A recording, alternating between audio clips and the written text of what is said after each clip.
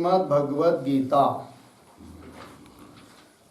भगवद गीता अध्याय नंबर 15 और इस 15वें अध्याय में आज श्लोक नंबर 16 नंबर के श्लोक की अवतरणिका को हम लोग देखते हैं। तो देखिए, भगवतः ईश्वरस्य नारायणाख्यस्य विभूति संक्षेपः उक्तः विशिष्टोपाधिकृतः यदादित्यगतम तेजः इत्यादिना। ठीक है, देखिए थोड़ा अन्वय करके पढ़ेंगे इस पंक्ति को। यदादित्यगतम तेजः इत्यादिना, यदादित्यगतम तेज इत्यादिना नारायणाख्यस्य भगवतः ईश्वरस्य,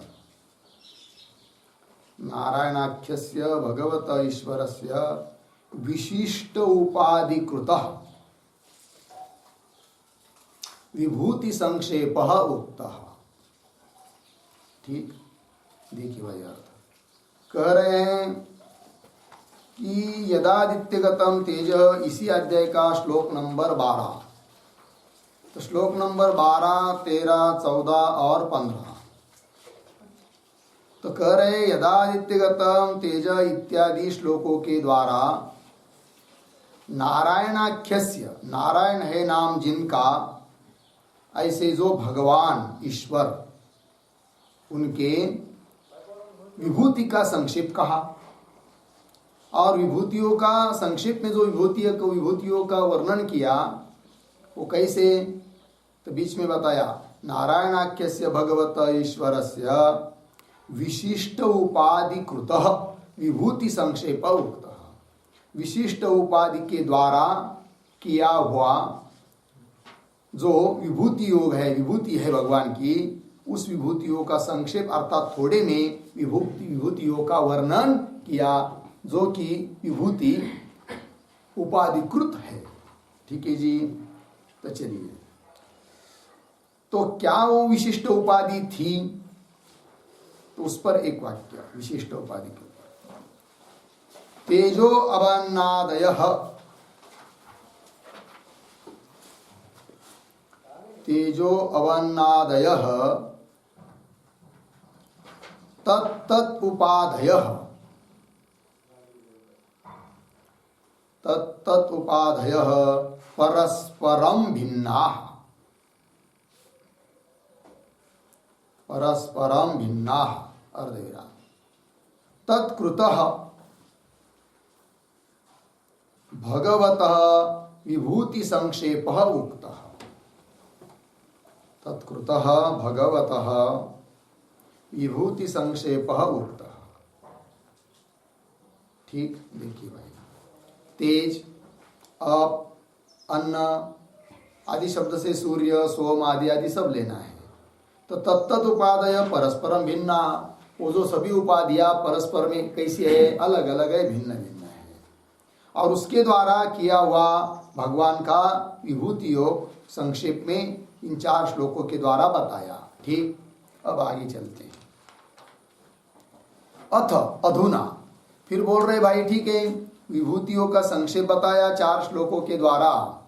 अब इसके बाद आगे क्या कहने जा रहे हो, तो बता रहे अवतरणिका में, अथ अधुना तस्य एव क्षराक्षरोपाधि प्रविभक्ततया निरुपाधिकस्य केवलस्य स्वरूप निर्दिधारयिषया उत्तर श्लोकाः आरभ्यन्ते।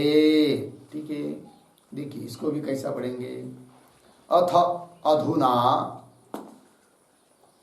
क्षराक्षरोपाधि प्रविभक्ततया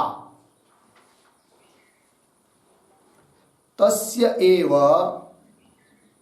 उसके पीछे तस्य एव, आगे निरुपाधिकस्य, सरल है आगे, केवलस्य स्वरूप निर्दिधारयिषया उत्तर श्लोकाः आरभ्यन्ते। देखिए अर्थ, अथ अब, इसके बाद, अधुना अब, क्षर अक्षर उपाधि प्रविभक्ततया, तो अभी आगे बताए जाने वाले हैं क्षर क्या है, अक्षर क्या है। 3 पुरुष बताएंगे, क्षर, अक्षर और उत्तम पुरुष।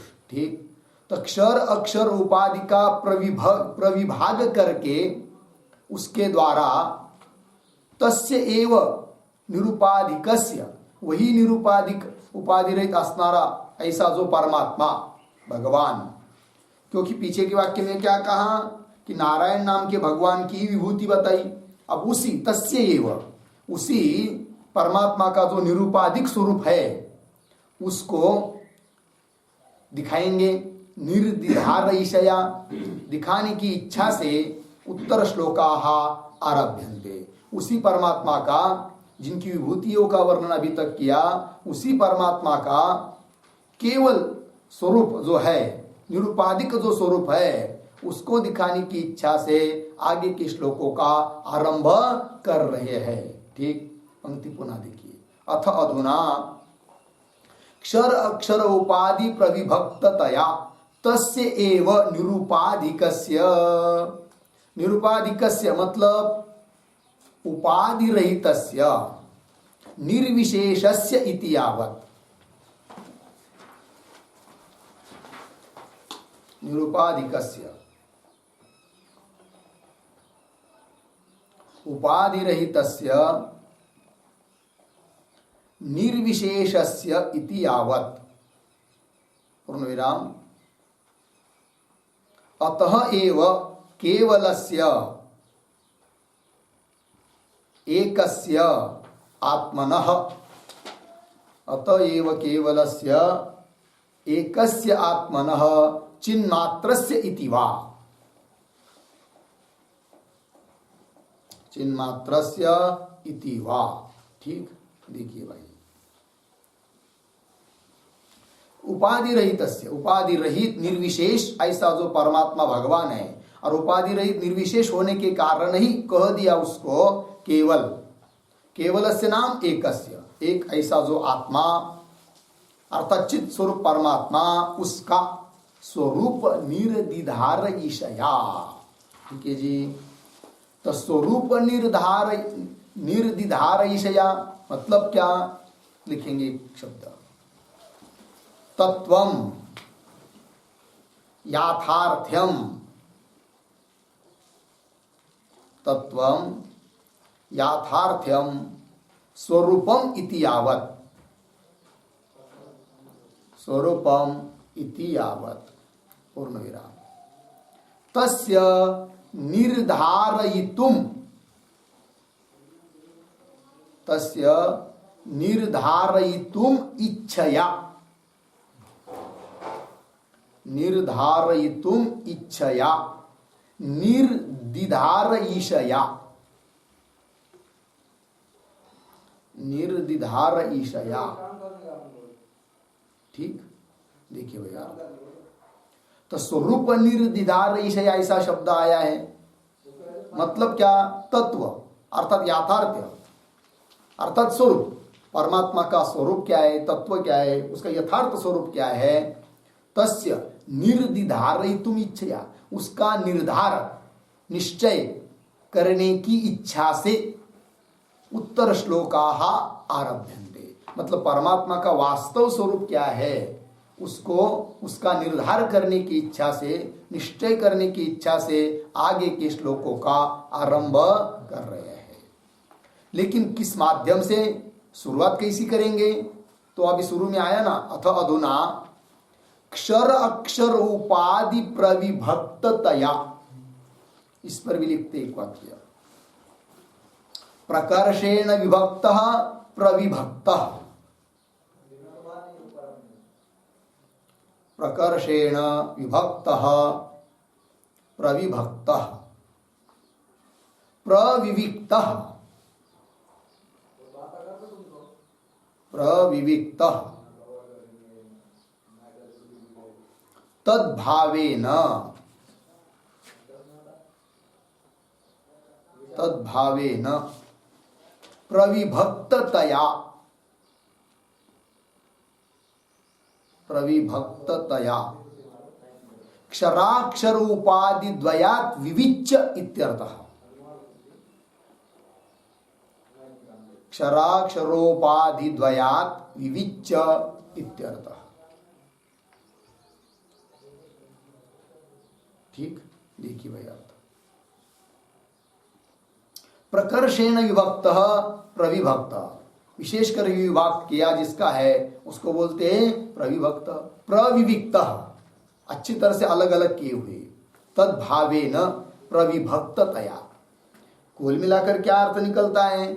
तो क्षर अक्षर उपाधि द्वयात् विविच्य, क्षर उपाधि अक्षर उपाधि इस प्रकार के दोन विभूतियों का है कि नहीं, उपाधियों का, क्षर उपाधि अक्षर उपाधि, इस प्रकार की दोन उपाधि द्वय से अलग करके विविच्य उस परमात्मा का स्वरूप दिखाना है। किंतु इन दोनों उपाधियों से अलग करके उसका स्वरूप कैसा है ये दिखाने के पहले ये बात बताना पड़ेगी कि अक्षर क्या है और अक्षर क्या है। तो अक्षर रूप उपाधि कैसी है, अक्षर रूप उपाधि कैसी है, ये जब बात पता चलेगी तब उन दोनों उपाधियों से अलग वो परमात्मा कैसा है इसका निर्धार निश्चय होगा। इसके लिए ही अभी आगे के श्लोकों का आरंभ कर रहे हैं। आगे तत्र सर्वम एव अतीत अनागत अध्यायार्थ जातम त्रिधा राशि कृत्य आह। उसमें अब उन आगे के श्लोकों में पहले सबसे पहले क्या करेंगे? सर्वम एव अतीत अनागत अध्याय, कुछ अध्याय अभी अतीत है और कुछ अनागत है। अतीत अध्याय मतलब अभी तक पीछे वाले सभी के सभी अध्याय, और अनागत मतलब आगे आने वाले अध्याय। ठीक है, तो अतीत अनागत अध्यायार्थ, सभी अध्यायों का अर्थ, सभी अध्यायों का तात्पर्य, सभी अध्यायों का अभिप्राय, समस्त कुल मिलाकर अभिप्राय त्रिधा राशि कृत्य है कि नहीं, जो भी कुछ बताना है उसका तीन प्रकार की विभाग करके कहने जा रहे हैं। त्रिधा राशि कृत्य मतलब राशि त्रयी कृत्य इत्यर्थः। राशि त्रयी कृत्य, तीन राशि बनाकर, राशि त्रयी कृत्य इत्यर्थः। तीन राशि बनाकर मतलब तीन विभाग करके, अलग अलग तीन बातों को लेकर, तीन भेदों में विभक्त करके ये तात्पर्य हुआ। तो कह रहे अभी श्लोक नंबर 16, द्वाविमौ पुरुषौ लोके,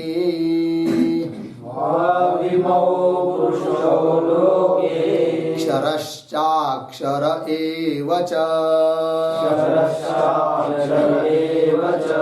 क्षरः सर्वाणि भूतानि,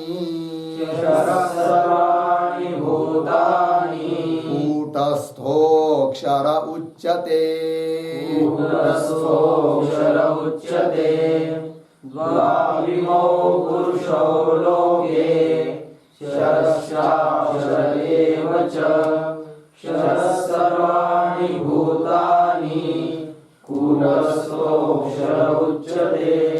द्वौ इमौ पुरुषौ लोके, क्षरः च अक्षरः एव च, क्षरः सर्वाणि भूतानि, कूटस्थः अक्षरः उच्यते।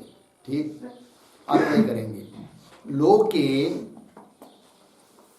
क्षरः च अक्षरः इमौ द्वौ पुरुषौ, इमौ द्वौ पुरुषौ एव, नीचे के लाइन में सर्वाणि भूतानि क्षरः च, पहले श्लोक पहली लाइन में अंतिम का शब्द च, चौथा पाद, कूटस्थः अक्षरः उच्यते। अर्थ देखिए भाई, लोके लोक में इमौ दो पुरुषों, ये दो पुरुष हैं। कौन दो पुरुष है? क्षर और अक्षर। बोलेंगे भाई तो त्रिधा राशि कृत्यों पर कहा, तो बोले ठीक है तीन तो है, किंतु संसार का भी चर्चा हो रही है इस श्लोक में। तो इस संसार में दो पुरुष है, और जो तीसरा पुरुष बताने वाले हैं आगे के श्लोक में वो संसार से अतीत है। ठीक है ना? तो लिख रहे हैं लोके इमौ दो पुरुषौ, लोके क्षर और अक्षर ये दो पुरुष है। तो बोलेंगे भाई क्षर कौन है और अक्षर कौन है?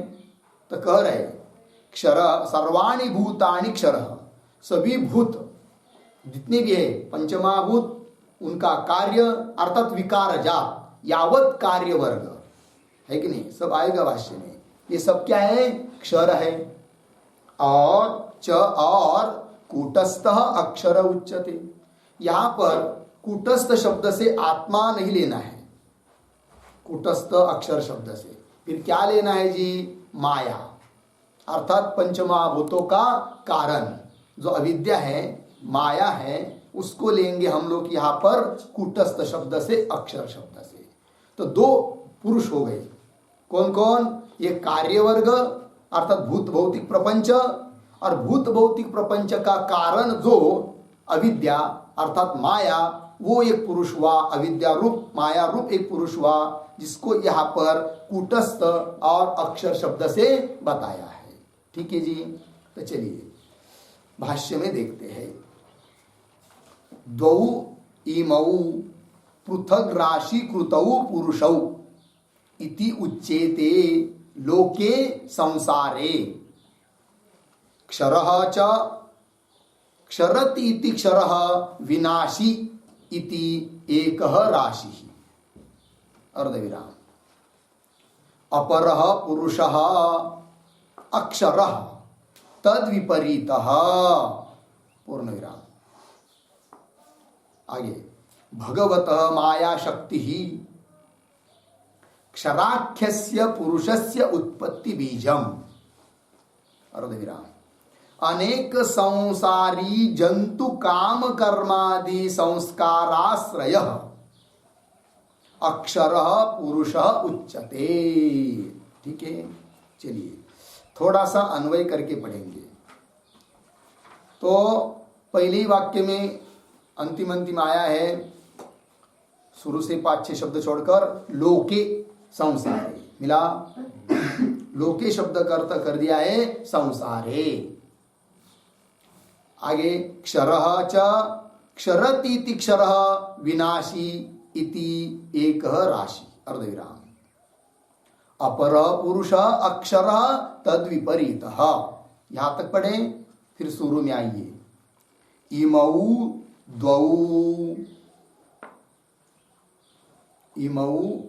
द्वौ, आगे पृथक राशि कृतौ पुरुषौ इति उच्येते।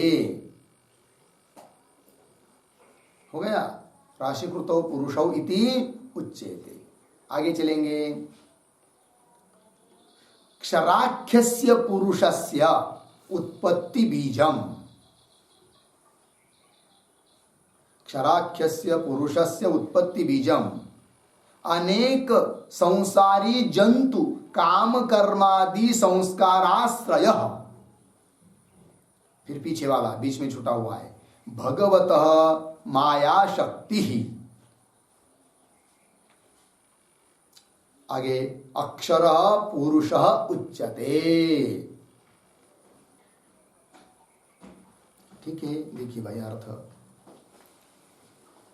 लोके संसारे, लोक में अर्थात इस संसार में क्या भाई कि दो पुरुष है। कौन दो पुरुष है? वो तो स्पष्ट कर रहे भाष्य में ही। लोके संसारे, इसके आगे क्षरः, क्षर प्रतीक है। क्षर मतलब क्षरति इति क्षरः, क्षरति, क्षरति का अर्थ है नश्यति, क्षरति नश्यति इति क्षरः, अर्थात जो नष्ट हो जाता है उसको बोलते क्षर। विनाशी इति, क्षर का अर्थ हुआ विनाशी, विनाशशील। ये हुआ एक राशि, ये एक राशि हुई। एक राशि मतलब एका कोटि ही इत्यर्थः, एका कोटि ही इत्यर्थः। ये एक राशि हुई, अर्थात एक कोटि मतलब एक प्रकार, एक विभाग हुआ। ठीक है, आगे अपर पुरुष, तो एक पुरुष हो गया अक्षर। अब आगे अपर पुरुष, दूसरा पुरुष कौन है? तो अपर पुरुष अक्षर, दूसरा पुरुष कौन है? अक्षर। अक्षर मतलब तद विपरीत, ठीक है ना। तद विपरीत मतलब किससे विपरीत, तो लिखेंगे उसके ऊपर एक वाक्य, क्षरात विलक्षण, क्षरात विलक्षण अविनाशित्वात् इति भावः, अविनाशित्वात् इति भावः, पूर्ण विराम। भगवन् माया शक्तेः एव, भगवन् माया शक्तेः एव अक्षरः पुरुषः इति उच्यते, अक्षरः पुरुषः इति उच्यते। ठीक, अर्थ देखिए। तो अक्षर पुरुष को अब बता रहे हैं, तो तद विपरीत कह दिया। तद विपरीत मतलब उससे उल्टा, मतलब अभी तक वर्णन हुआ अक्षर का, तो अक्षर शब्द से बता दिया विनाशशील, है ना। आगे और बताएंगे भाष्य में। तो तद विपरीत मतलब क्षरात विलक्षण, क्षर जो है उससे विलक्षण, क्योंकि अविनाशी था तो विनाश नहीं होता है, नष्ट नहीं होता है कि नहीं। कौन है वो अक्षर पुरुष? जो कि क्षर से विलक्षण है, जो कि नष्ट नहीं होता है। तो बताया भगवन माया शक्ति है एव अक्षर पुरुष इति उच्यते। भगवान की जो माया शक्ति है ना, वही यहाँ पर अक्षर पुरुष इस शब्द से कहा जा रहा है। तो अक्षर रूप पुरुष कौन है भाई? भगवान की माया शक्ति। अब प्रश्न आएगा कि उसको अविनाशी कह रहे हो, अक्षर कह रहे हो, जबकि ब्रह्म ज्ञान के द्वारा वो भी तो विनाश हो जाती है, नष्ट हो जाती है। तो इसके बारे में लिखेंगे थोड़ा आगे, तो पहले अभी पढ़ लेते। देखिए अक्षर पुरुष भाष्य में, अक्षर पुरुष अक्षर तद विपरीत, इतना लगा ना। उसके बाद कहा है हम लोग शुरू में, क्योंकि अभी तक देखिए लोक में, संसार में क्षर और अक्षर ये दोनों बात बताई ना। फिर आगे अन्वय के अनुसार शुरू में इमऊ द्वऊ, ये दो पृथक राशि कृतऊ पुरुषम, ये दो अलग अलग राशि किए हुए, अलग अलग कोटि, अलग विभाग किए हुए पुरुषौ इति उच्यते, इनको पुरुष कहा जाता है। अब पुनः एक प्रश्न आएगा कि भाई अभी तक तो हम लोग पुरुष शब्द से किसको समझते थे? आत्मा को। अभी पुरुष शब्द से आप कह रहे क्षर अक्षर को, क्यों इनको पुरुष शब्द से कहा जा रहा है? तो वो भी बताएंगे। अभी देख लीजिए, पृथक राशि कृतौ पुरुषौ इति उच्यते, ठीक है। तो अभी तक के चिंतन के अनुसार क्या बात समझ में आई कि दो पुरुष इस श्लोक में बताए, कौन कौन? क्षर और अक्षर। तो क्षर कौन है? जो विनाशशील है। अक्षर कौन है? जो उसका विनाश नहीं होता है, अर्थात भगवान की माया, वो अक्षर है। यहां तक पूरा हुआ। इसमें ही थोड़ा और एक चिंतन करेंगे कि यहाँ पर शब्द आया था शुरू में लोके संसारे, तो संसार में ये दो पुरुष बताए। अब यहाँ पर प्रश्न उपस्थित होगा कि संसार में मतलब इसका क्या अर्थ करेंगे, क्योंकि संसार में ही तो ये दो पुरुष हैं। कौन? क्षर और अक्षर। संसार के अतिरिक्त तो थोड़ी, यही तो संसार है। फिर सप्तमी आई है लोके संसार में, इसका मतलब ये होता है कि संसार यदि है, यह है कौन? क्षर अक्षर। और उसमें बता रहे हो तो क्षर अक्षर से अतिरिक्त तो कोई पुरुष बताने चाहिए थे, तब संसार में ये दो पुरुष है ये कह सकते हैं। किंतु कह क्या रहे हैं? संसार में, और बता कौन रहे? संसार को ही। तो फिर संसार में क्षर अक्षर ही पुरुष ये कैसा? तो लोके संसारी, इसके ऊपर एक टिप्पणी लिखेंगे तो स्पष्ट होगा। संसार बराबर सुख दुख संभोग,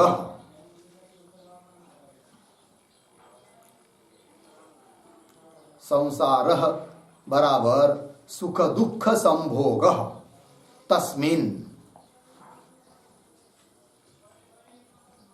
तस्मिन् अर्धविराम तद आश्रय भूतौ इत्यर्थः। तद आश्रय भूतौ इत्यर्थः।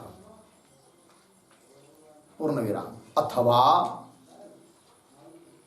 अथवा संसारः व्यवहारः, संसारः व्यवहारः अर्धविराम तस्मिन् विषये, तस्मिन् विषये अर्धविराम व्यवहार गोचरौ इत्यर्थः।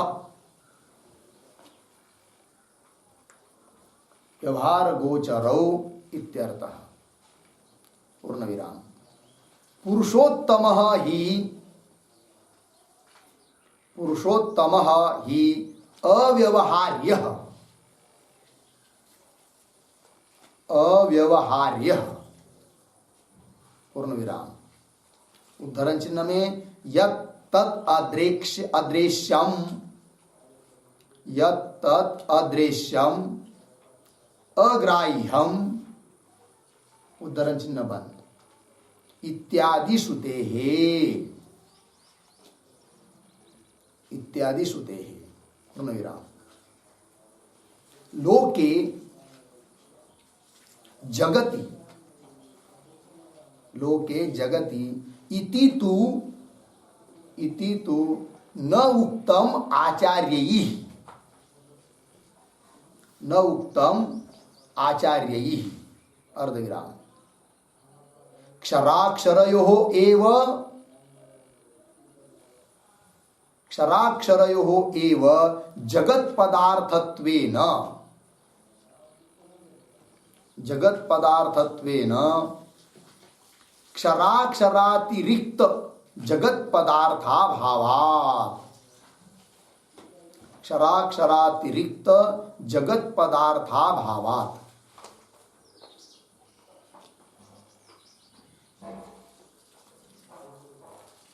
ठीक है, अर्थ देखिए भाई। तो यहां पर जो लोके संसारे ऐसा शब्द आया है, तो संसार शब्द का क्या अर्थ है यहाँ? तो संसार शब्द का अर्थ जगत, यह अर्थ नहीं है यहाँ पर। फिर क्या अर्थ है? तो संसार सुख दुख संभोग, सुख दुख का संभोग, सुख दुख का भोग, यह अर्थ है यहाँ पर। तस्मिन तत् आश्रय भूतौ इत्यर्थ, उसको आश्रय बनाकर ये सब संसार है, पुरुष है दोनों।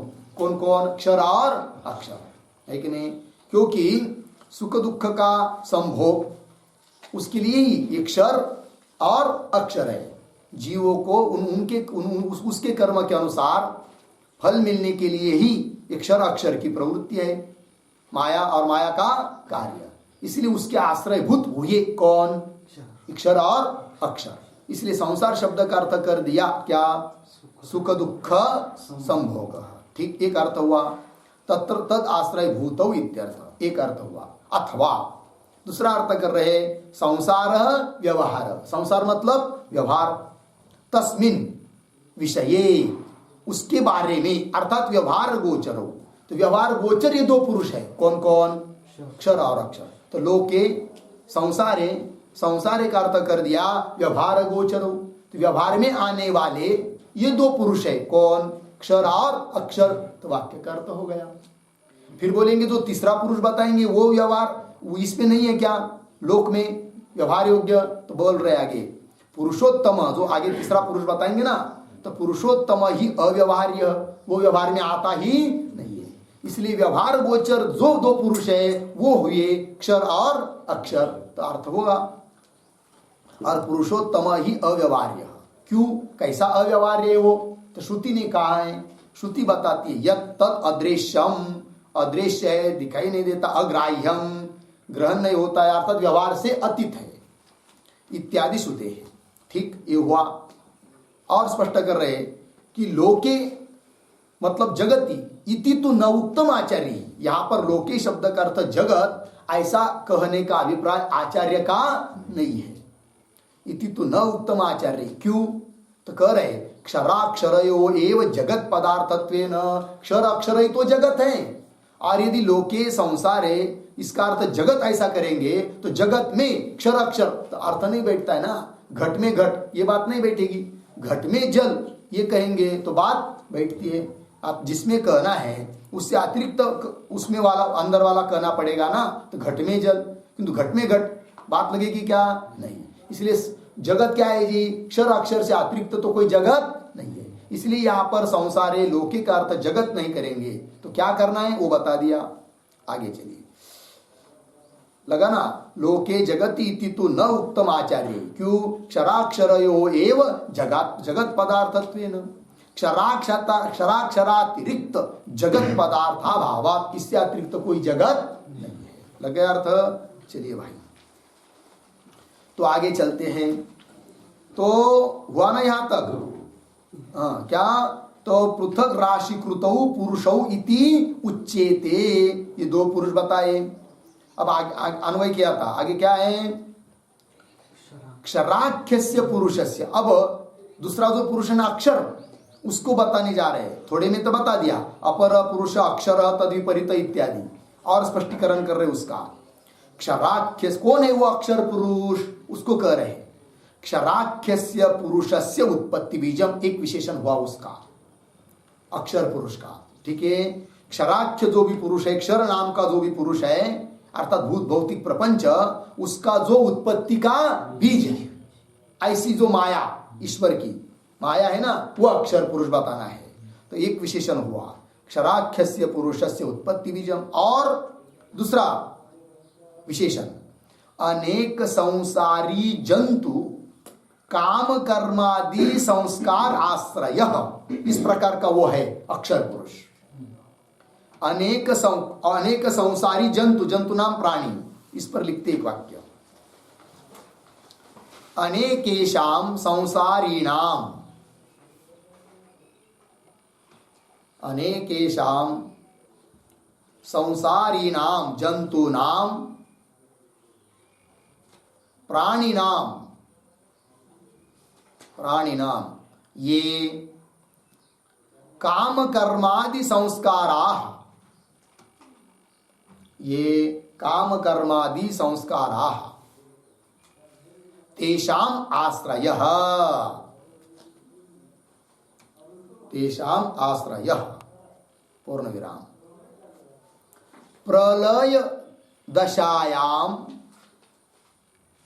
प्रलय दशायाम सुषुप्तौ च संस्कार रूपेण ही, संस्कार रूपेण ही तत् जीवोपाधि, तत्जीवोपाधि अंतकरणानि, अंतकरणानि प्रकृतौ निलीय वर्तन्ते, प्रकृतौ निलीय वर्तन्ते पूर्ण विराम। तानि च प्रलयावसाने, तानि च प्रलयावसाने पुनः प्रादुर्भवन्ति, पुनः प्रादुर्भवन्ति प्रकृतेः सकाशात्, प्रकृतेः सकाशात् इति प्रकृतिः, इति प्रकृतिः भूतोत्पत्ति बीजम, भूतोत्पत्ति बीजम पूर्ण विराम। वृक्षोत्पत्तिं प्रति, वृक्षोत्पत्तिं प्रति बीजस्य इव, बीजस्य इव भूतोत्पत्तिं प्रति, भूतोत्पत्तिं प्रति प्रकृतेः कारणत्वेन, प्रकृतेः कारणत्वेन बीजत्वात्, कारणत्वेन बीजत्वात्। हो गया जी? चलिए भैया अर्थ, अनेकेशाम संसारीणाम जंतूनाम, अनेक सभी ऐसे जो संसार के प्राणी हैं, जंतु हैं, प्राणी नाम, ये प्राणियों के जो काम कर्मादि संस्काराः, काम इच्छा कर्म अदृष्टादिक, ये सब संस्कारा तेषाम आश्रय, उनका आश्रय। तो क्या होता है, प्रलय दशायाम सुषुप्त उच्च, वो प्रकृति माया कैसी इन सभी संस्कारों का आश्रय है उसको कह रहे हैं। तो प्रलय दशा में अथवा सुषुप्ति में संस्कार रूपे नहीं तत्त जीवोपाधि अंतकरणानी, है कि नहीं, उस जीव की उपाधि रूप जो अंतकरण है वह संस्कार रूप से, सूक्ष्म रूप से कहाँ लीन रहता है जी, प्रकृतौ निलीय वर्तन्ते, प्रकृति में माया में लीन होकर रहते हैं। संस्कार रूप अंतकरण प्राणियों के संस्कार रूप जो अंतकरण है, संस्कार सहित अंतकरण लीजिए चाहे तो, प्रलय काल में अथवा सुषुप्ति में कहा रहते हैं जी, प्रकृति में माया में अज्ञान में लीन रहते हैं, निलीय वर्तन्ते। तानी पुनः वो सब उन जीवों की उपाधियां संस्कार सहित अंतकरणादि प्रलयावसाने, प्रलय समाप्त होने पर पुनः प्रादुर्भवंती, पुनः उत्पन्न होते। तो संस्कारों का आश्रय क्या पद आया था भाष्य में, अनेक संसारी जंतु काम कर्मादि संस्कार आश्रय, अनेक जो संसार के जंतु प्राणी हैं उनके जो काम कर्मादि संस्कार, उन सभी संस्कारों का आश्रय है कौन, प्रकृति माया, जो कि अक्षर उपाधि से कहेंगे, अक्षर रूप पुरुष से कहेंगे, अक्षर नाम का पुरुष उसको कहेंगे। चलिए, पुनः प्रादुर्भवंती, प्रकृति है सकाशात, प्रकृति से पुनः वो प्रादुर्भूत हो जाते हैं। इति, इस रूप से प्रकृति भूतोत्पत्ति बीजम, तो दोनों बात हो गई, संस्कार का आश्रय भी वो प्रकृति हुई और भूतोत्पत्ति का बीज भी हुई, दोनों विशेषण का स्पष्टीकरण हुआ।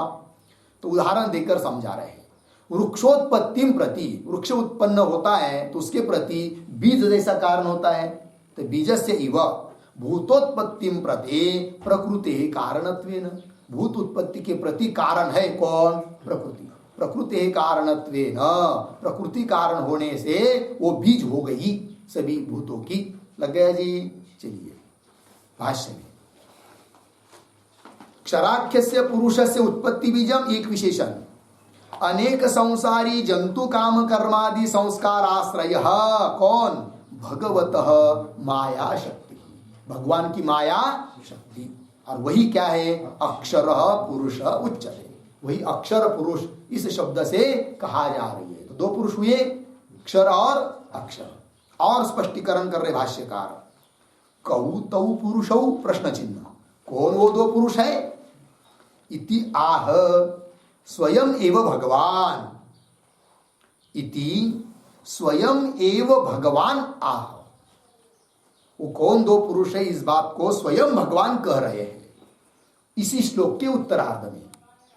तो श्लोक के पूर्वार्ध में क्या कहा कि दो पुरुष है, ये इतना ही बात कही, क्षर और अक्षर। और उसी श्लोक के उत्तरार्ध में, 16वें श्लोक के उत्तरार्ध में क्षर कौन है, अक्षर कौन है, इसका स्पष्टीकरण स्वयं भगवान ने कर दिया है। क्या किया है, सर्वाणि भूतानि क्षरः और कूटस्थ अक्षर उच्यते, तो उसका स्पष्टीकरण अब भाष्यकार कर रहे हैं। क्षरः सर्वाणि भूतानि, तृतीय पाद है ना, उसकी चर्चा आप देखिए। क्षरः सर्वाणि भूतानि मतलब कौन, समस्तम विकार जातम इत्यर्थः, है कि नहीं। भूतानि शब्द से क्या लेना है, भूत भौतिक सब, भूत भी क्या है, विकार ही है, कार्य ही, प्रकृति का कार्य है पंचभूत, और उस भूतों का भी विकार, बाकी का कार्य, मतलब विकार जात, अर्थात प्रकृति से, माया से जो भी भूत भौतिक प्रपंच उत्पन्न हुआ है उन सबको लेंगे एक शब्द में, कौन, क्षर नाम का पुरुष। क्षरः सर्वाणि भूतानि समस्त विकार जातम इत्यर्थः। लग गया ना जी। तो विकार जातम, इसके ऊपर एक वाक्य लिखेंगे, विकार जातम मतलब कार्यवर्ग, कार्यवर्ग ब्रह्मादि स्तंभ पर्यंत, ब्रह्मादि स्तंभ पर्यंत चेतन वर्ग, मृत्पाषाणादि अचेतन वर्ग च, मृत्पाषाणादि अचेतन वर्ग च इत्यर्थः। पूर्णविराम। भवन्ति इति भूतानि, भवन्ति इति भूतानि इति व्युत्पत्त्या भूत शब्दस्य कार्यमात्र परत्वात् इति भावः। भूत शब्दस्य कार्यमात्र परत्वात् इति भावः। ठीक, चलिए भाई अर्थ। तो विकार जातम ये पद आया है ना, उसका अर्थ कर दिया क्या? कार्य वर्ग, यावत कार्य वर्ग। कौन वो कार्य वर्ग, कहां से कहां तक? तो कह दिया ब्रह्मादि स्तंभ पर्यंत, ब्रह्मदेव से लेकर अग्नि तिनका काड़ी गवत तक पर्यंत। तो उसमें सब आ गया, चेतन वर्ग भी आया, जड़ वर्ग भी आया। चेतन वर्ग और मृत पाषाण आदि, मिट्टी पाषाण इत्यादि, और चेतन वर्ग चैत्यर्थ, ये सब। और व्युत्पत्ति भी बताई, भवन्ति इति भूतानि, भूतानि शब्द, भवन्ति इति भूतानि, जो होते हैं उसको बोलते हैं भूत। इस व्युत्पत्ति के अनुसार भूत शब्दस्य कार्य मात्र परत्वात्, भूत शब्द से क्या अर्थ आया? कार्य मात्र, केवल पंचमहाभूत ही नहीं। इस व्युत्पत्ति के अनुसार यावत कार्य वर्ग आया, किस शब्द से? भूत। और सभी भूत मतलब सभी कार्य वर्ग, ये हुआ क्षर नाम का पुरुष। ठीक है, आगे चलेंगे भाष्य में। क्षरः सर्वाणि भूतानि समस्तम विकार जातम इत्यर्थः। ठीक, आगे चलते हैं। कूटस्थः, अब अंतिम पाद की व्याख्या हो रही है जिसमें अक्षर पुरुष बताया जा रहा है। तो कूटस्थः स्पष्टीकरण कर रहे, कूटः राशि, अर्धविराम, राशि इव स्थितः, अथवा कूटः मतलब माया, वंचना, जिह्मता, कुटिलता इति पर्यायाः। पूर्णविराम। अनेक मायादि प्रकारेण स्थितः कूटस्थः, अर्धविराम, संसार बीजानन्त्यात् न क्षरति इति अक्षरः उच्यते। देखिए भाई अर्थ, कूटस्थ, कूटस्थ का अर्थ कर रहे कूट, कूट का अर्थ कर दिया राशि। कूट मतलब राशि। बोले कि राशि ऐसा अर्थ क्यों हुआ? तो राशि इव स्थित, राशि की तरह वो स्थित है, इसलिए उसको बोल दिया क्या? राशि, माया को। मतलब कैसा? अप्रकंप्य स्वभाव राशि। राशि क्यों कह दिया कूट को, माया को? अप्रकंप्य स्वभाव,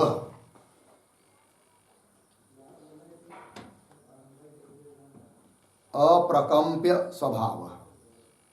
ठीक है, देखिए भाई राशि, जैसे हम लोग कैसा धान्य आदि का ढीग लगाते हैं तो राशि है, और स्थिर रहती है, अप्रकंप्य रहती है। उस प्रकार ये कूट माया, राशि इसको कह दिया कूट को, वही माया है। तो अप्रकंप्य स्वभाव वाली है, इसलिए उसको कह दिया कूट।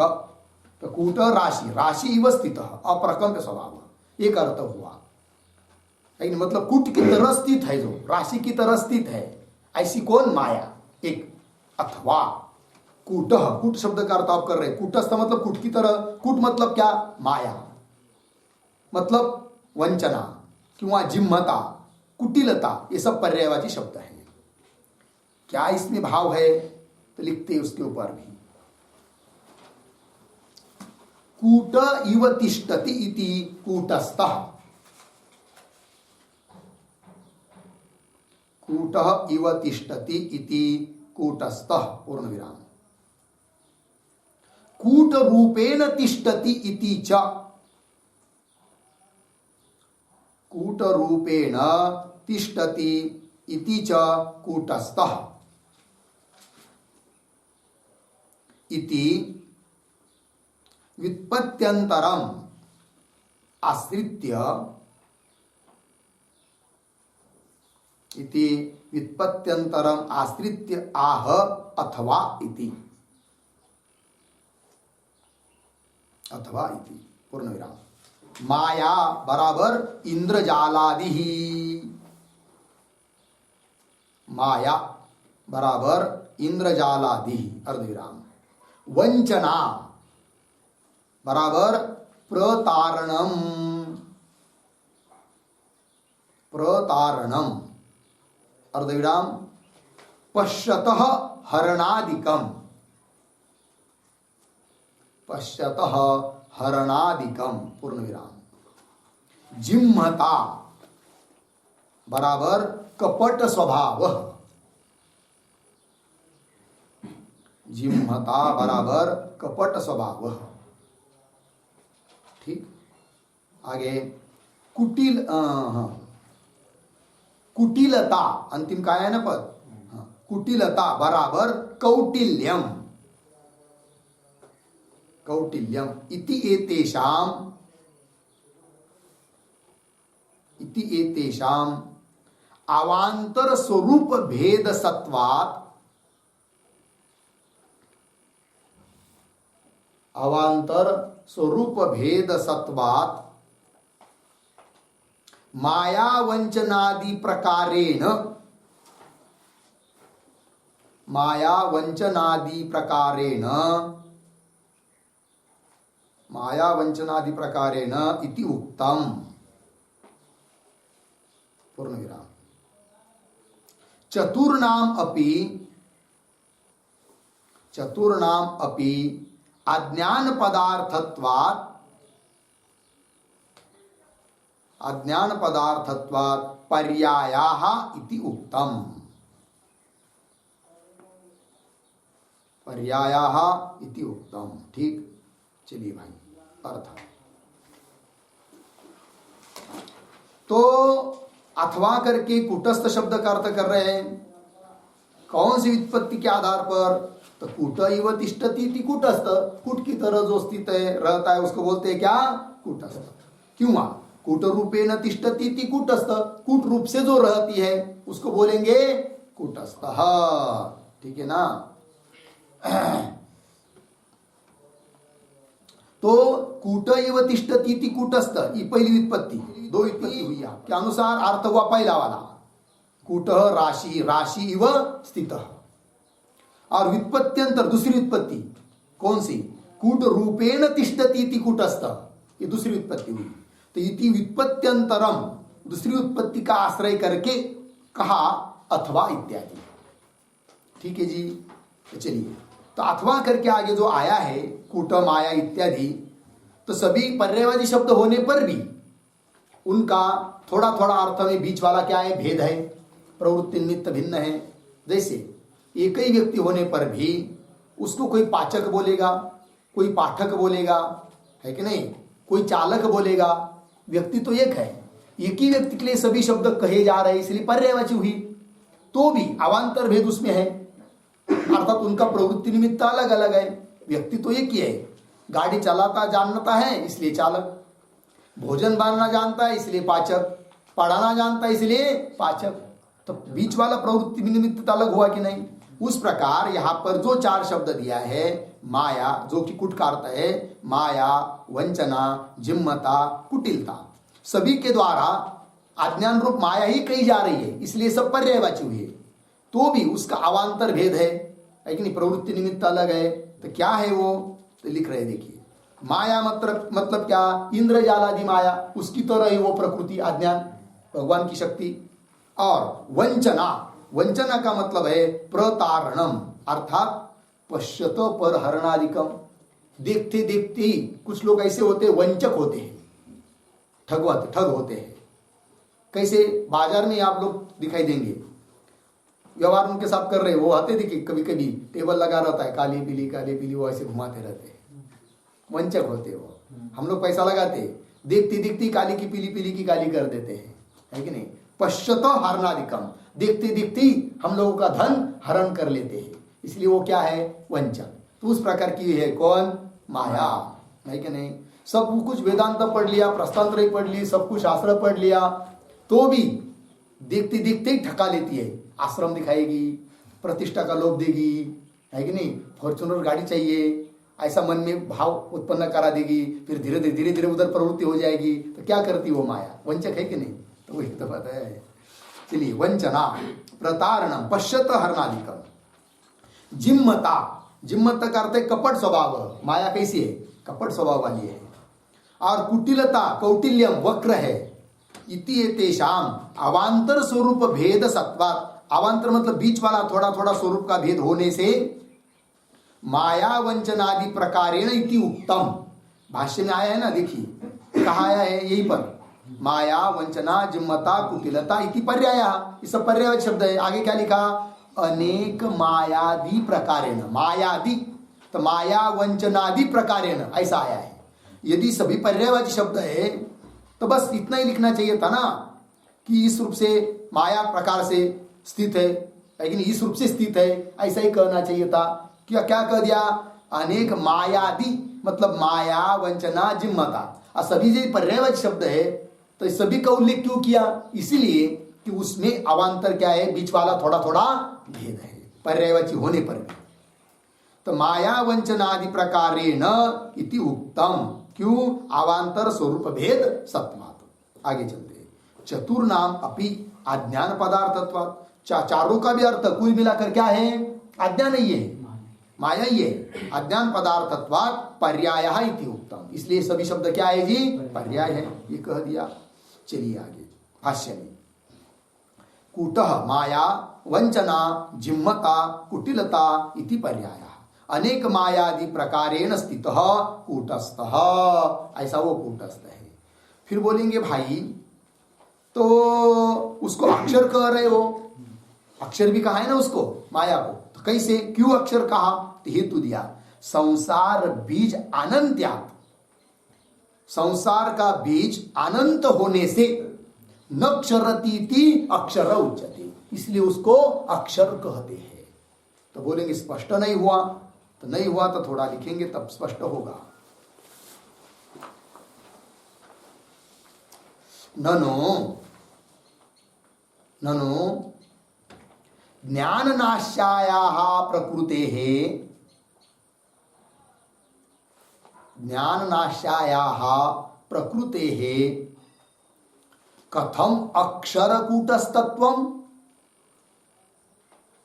कथम अक्षरकूटस्तत्वम्, प्रश्न चिन्ह। अतः आह संसारेति, अतः आह संसारेति पूर्ण विराम। संसार बीजानाम, संसार बीजानाम काम कर्म अविद्यानाम, काम कर्म अविद्यानाम अनंत्यात्, अनंत्यात् बीजांकुर न्यायेन, बीजांकुर न्यायेन अनंतत्वात्, अनंतत्वात् तद आश्रया प्रकृति अपि, तदाश्रया प्रकृति अपि अनंता एव, तदाश्रया प्रकृति अपि अनंता एव पूर्ण विराम। न हि आश्रयस्य शांतत्वे, न हि आश्रयस्य शांतत्वे तद आधेयस्य अनंतत्वं स्यात्, तद आधेयस्य अनंतत्वं स्यात् पूर्ण विराम। एवं अनंतत्वात्, एवं अनंतत्वात् प्रकृति न क्षरति, प्रकृति न क्षरति बराबर न नश्यति, न नश्यति इति अक्षरः इति उच्यते, इति अक्षरः इति उच्यते पूर्ण विराम। यावत् ज्ञानोदयम्, यावत् ज्ञानोदयम् अक्षरत्वस्य विवक्षितत्वात्,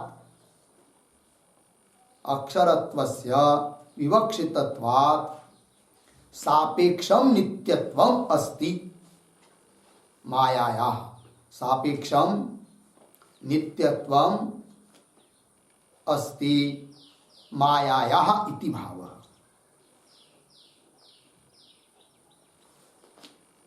इति भावः, ठीक। पैराग्राफ बदलून एवं सर्वं कार्यजातम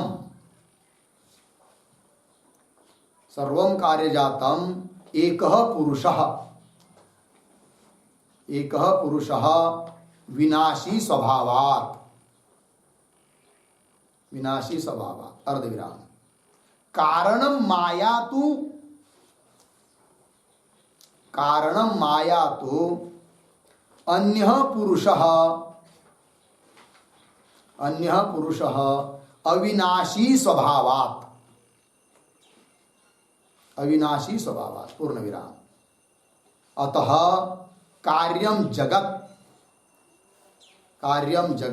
क्षर पदार्थ अर्धविराम कारणम अज्ञानम माया तो अक्षर पदार्थ इति राशिद्वयम् अनेन श्लोकेन प्रतिपादितम्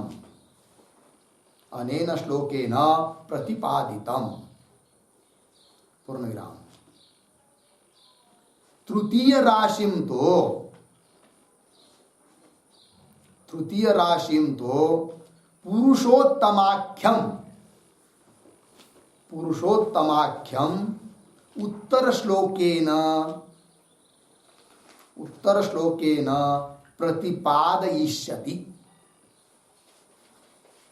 प्रतिपादयिष्यति। हो गया, ठीक।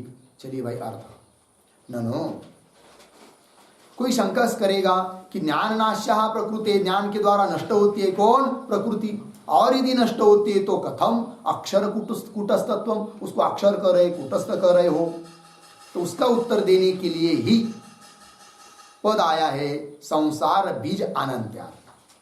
तो संसार बीजानाम, संसार के बीज कौन है? काम कर्म अविद्यादि, वो अनंत है। अनंत्या बीज अंकुर न्यायेन अनंतत्व, बीज अंकुर न्याय से वो अनंत हुए। जैसे बीज कहाँ से आया? वृक्ष से, वृक्ष कहाँ से? बीज से। इस प्रकार धारा अनंत है। उसी प्रकार काम कर्म जो कि संसार के बीज है, वो भी कैसे है? बीजांकुर न्याय से अनंत है। तो बीजांकुर न्यायेन अनंतत्वात् तद आश्रया प्रकृति अपि अनंता एव। तो उसका आश्रय जो प्रकृति, इन बीजों का आश्रय जो प्रकृति, वो भी अनंत हुई। क्यों? तो नहीं, आश्रय से शांतत्वे, आश्रय यदि शांत नष्ट होने वाला रहेगा तो तद आधेय से, उस आश्रय में रहने वाला जो आधेय, वो अनंत नहीं हो सकता है कि नहीं? यदि आश्रय है कि आधेय अनंत है तो निश्चित उसका आश्रय अनंत है। ठीक है। एवं अनंतत्वात् प्रकृति न क्षरति, इसलिए अनंत होने से प्रकृति भी नष्ट नहीं होती है। इति अक्षर उच्यते। बोलेंगे भाई ब्रह्म की तरह वो अक्षर, ये भी बात नहीं, उसका भी स्पष्टीकरण कर दिया। यावज ज्ञानोदयम, जब तक ज्ञान उत्पन्न नहीं होता है ना, तब तक वो अक्षर है। इस विवक्षा से सापेक्षम नित्यत्वम, सापेक्ष नित्यता है। किसको? प्रकृति को। अस्ति मायाया इति भाव। तो इस प्रकार से तीन प्रकार के पुरुष हुए। एकम एवं सर्वम कर्म कार्य जातम एक पुरुष, सब कार्य वर्ग एक पुरुष हुआ। उसको अलग किया, क्यों? विनाशी स्वभाव वाला होने से। कारणम माया, सबका कारण माया जो है, कार्य वर्ग का कारण माया, वो दूसरा पुरुष हुआ। क्यों उसको अलग किया? अविनाशी स्वभाव होने से। अतः कार्यम जगत क्षर पदार्थ, कार्यात्मक जगत है वो अक्षर पदार्थ, कारण जो अज्ञान माया वो हुआ अक्षर पदार्थ। इस प्रकार से दो राशियों का उल्लेख, प्रतिपादन इस श्लोक के द्वारा किया। अब तृतीय राशि जो है पुरुषोत्तम नाम की, उसको आगे के श्लोक में कहेंगे। ठीक, आगे का विचार नंतर। तो भाष्य में आया है ना, फिर संसार बीज अनंत्या, संसार का बीज अनंत होने से, इस युक्ति से वो अक्षर रूप माया भी कैसी हुई? अनंत हुई। न क्षरति अक्षर उच्यते।